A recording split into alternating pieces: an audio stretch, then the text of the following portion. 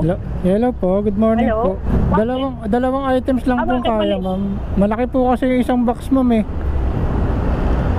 Ha? Ganun ba karami yan? Tatlo kasi, ma'am eh. Dalawang plastic na ano, ma'am, tapos isang box. Yung isang box, ma'am, di na po kasya sa bag, ma'am eh. Ah, so puno na yung bag mo. Hindi, malaki kasi yung box, ma'am. Mahaba. Ah, baka pwede mo na lang tanggalin nyo kasi konti lang laman ata laman nun. 1,000 piraso lang yun. Hindi nga ba? I-check mo kasi 1,000 pieces lang naman yun. Tignan ko, ma'am, kung kakasya yung box, ma'am. Susukat ko sa ano, ma'am. Kasi dati lagi kusukoy ako dyan eh. Depende po, Wala ma'am. namang nagiging problema. Depende po sa motor, ma'am. May box po kasi ako, ma'am eh. Ah. Kasya, ma'am, yung Sige, ano, pakiano mo na dalawang lang, plastic. Sige, ma'am, check ko. Hindi, kahit siguro tanggalin mo na lang sa plastic para kumasya. Ayun, check ko lang dito, ma'am. Nakabox kasi, ma'am eh. Patingin nga ng box, sir.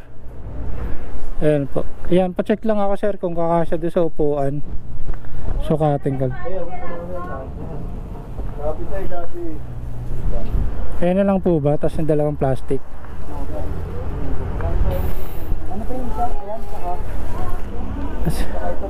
Check ko lang kakasya sa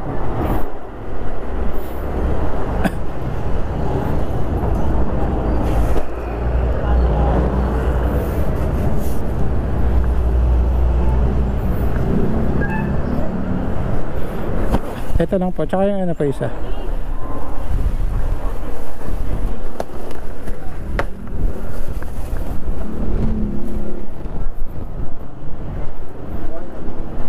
Grabe oh, dami natin dala oh. A few moments later.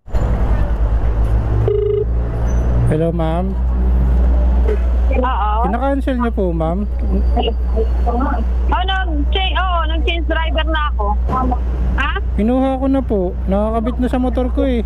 Ay, paano yung sabi mo? Sabi nung ayaw mo daw isakarga, ano ba?